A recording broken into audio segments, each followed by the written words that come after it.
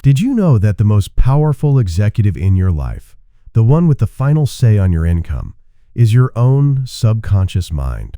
And for so many of us, it feels like that executive has put our millions on an indefinite hold, locked away in some cosmic filing cabinet.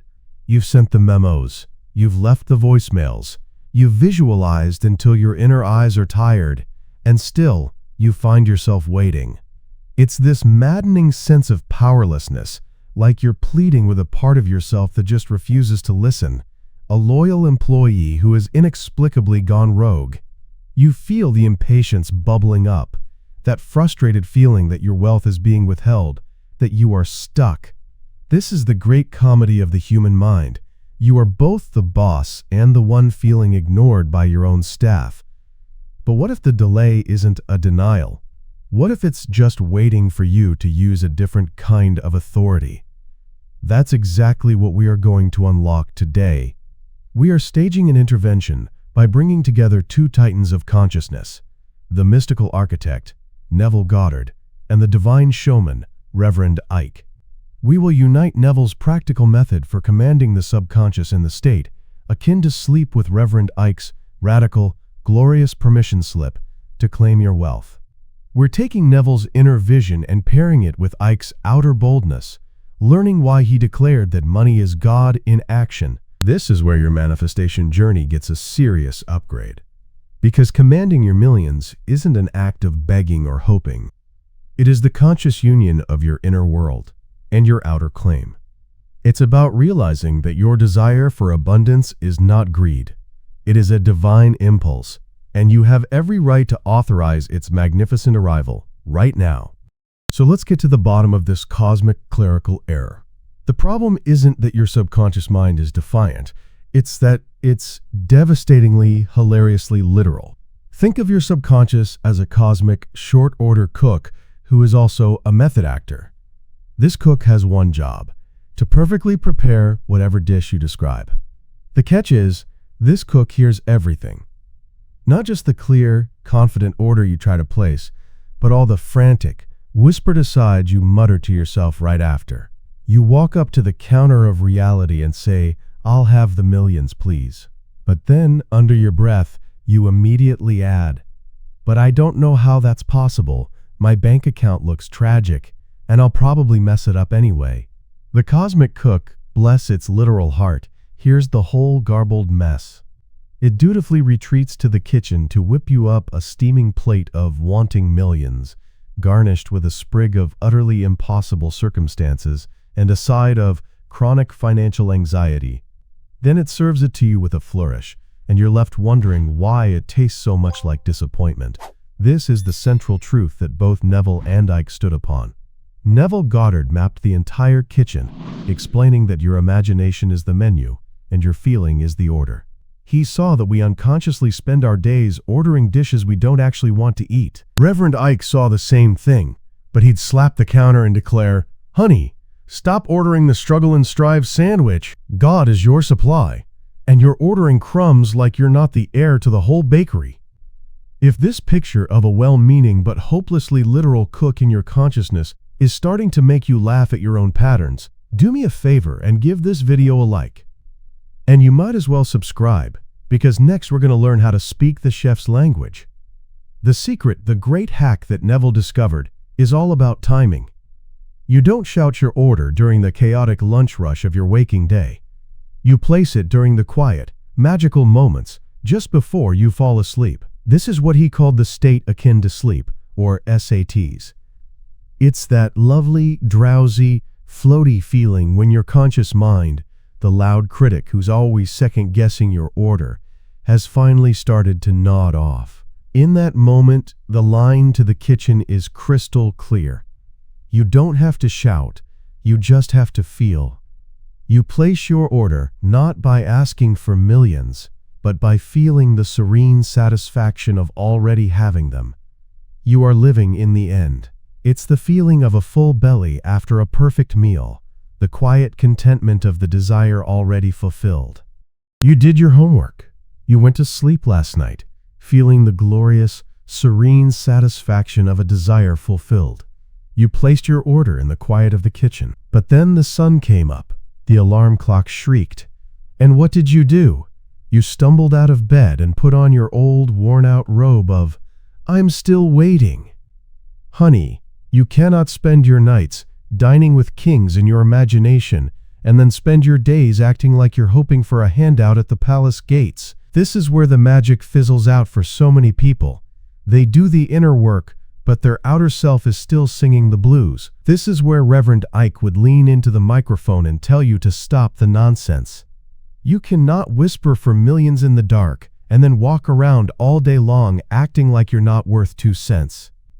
Your self-image is the uniform you wear for the role you intend to play. And darling, some of you are showing up to your millionaire board meeting dressed in rags. You walk into a room and your shoulders are slumped. Your eyes are downcast, as if you're apologizing for the space your body takes up.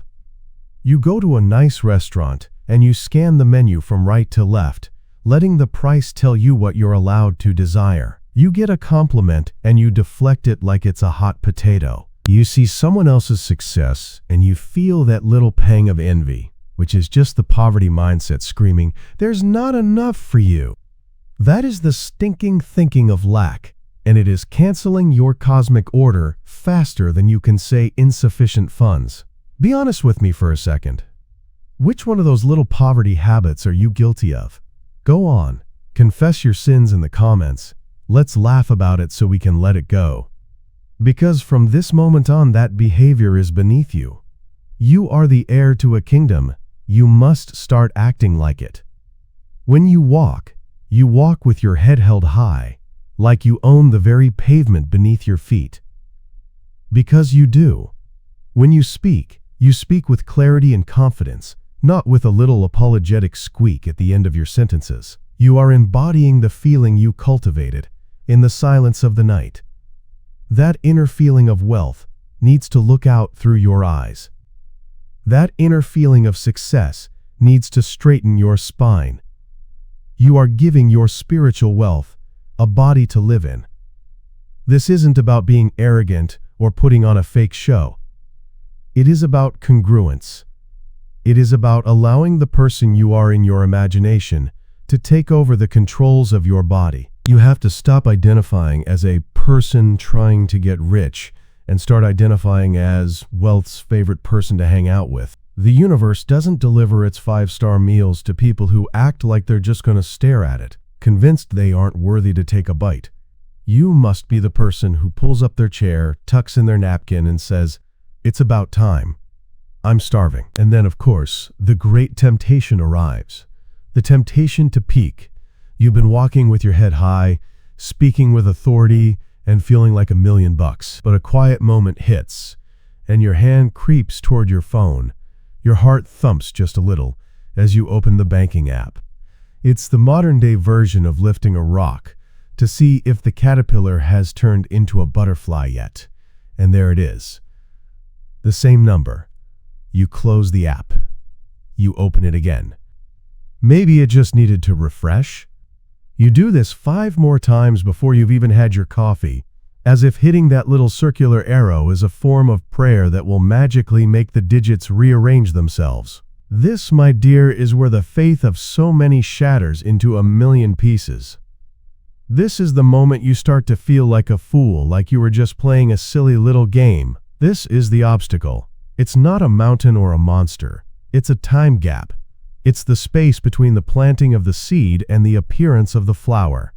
And into this gap rushes every doubt you've ever had, bringing friends. You have the doubt that you did it wrong. You have the doubt that it doesn't work for people like you. And then you have the opinions of other people, the well-meaning and the not-so-well-meaning, who look at your life and confirm that, yes, you are still exactly where you were last week. This is where Neville would lean in and speak of persistence. And let's be very clear about what that means. Persistence is not frantically doing the technique over and over again because you think it failed. That's just panic. Persistence is the calm, unwavering commitment to the feeling of the wish fulfilled, in spite of all evidence to the contrary. It is the spiritual discipline of denying the senses. Your eyes see lack.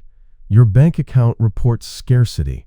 But you, in your divine authority, look at that evidence and say, that is not the truth. That is old news. Reverend Ike would just call it refusing to look at the ghetto. When you've moved into your mansion in your mind, you stop driving by your old, broken-down shack to see if it's still there. Why are you giving your precious attention to a reality you've already decided to leave behind? You have to starve the old story. Stop feeding it your focus. Stop talking about it. Stop checking on it. Think of it this way. You have placed your order. The cosmic cook is preparing your feast. The time gap is simply the cooking time. Your job is not to run into the kitchen every 30 seconds demanding to know where your food is. Your job is to sit at the table, enjoy the ambiance, and trust that what you ordered is on its way. This delay is the final exam. It is a test to see if you will flinch. Will you believe the report of your senses, or will you believe the truth you established in your own wonderful human imagination? The answer is, you must believe the truth you established in your imagination.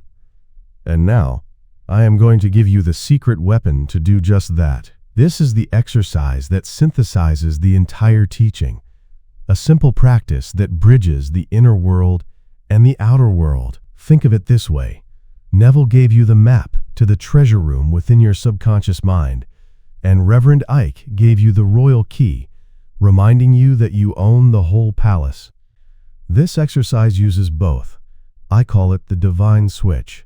You can do this anytime, anywhere, in 30 seconds. First, close your eyes. Right now, if you can. Take one deep breath. Now, step into the feeling of your millions already being here. Don't just see the number in an account. Feel the profound, soul-deep security it brings. Feel the absolute freedom. Feel the delicious relief washing over you, the feeling that says, it is done. It is finally done. Let that specific feeling of serene, wealthy satisfaction soak into every cell of your body for just a few moments. Now, here is the switch.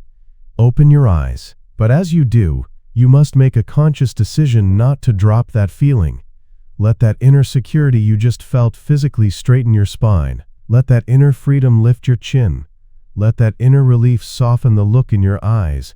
Carry that feeling with you as you stand up or turn your head. You have now switched from imagining wealth to embodying it. This becomes your new mental diet, feeding your mind the reality of your success. This is where the real work begins, and it is a work of protection. Once you plant this seed of feeling in your subconscious, you must not commit what Reverend Ike would call a mental abortion. You cannot plant a seed in the ground and then dig it up every hour to see if it's sprouting. That doesn't speed up the harvest. It guarantees there won't be one. Every time you doubt, every time you check your bank account with anxiety, you are digging up the seed. Your job is to protect that inner feeling, to carry it with you like a precious secret, and let it grow in the dark, undisturbed. So stop looking for an external sign.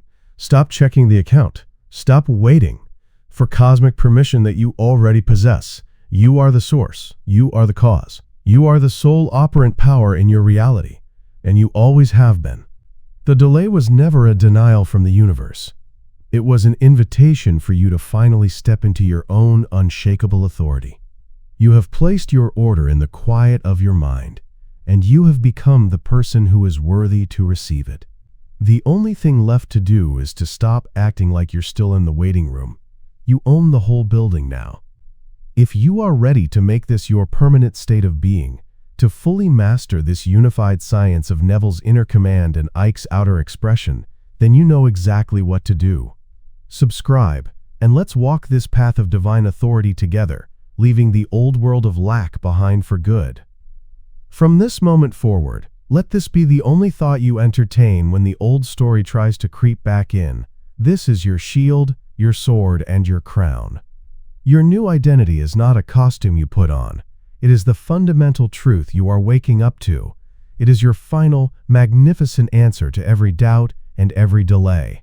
It is the only two words that matter, followed by the only reality you will now accept. I am wealth mindset.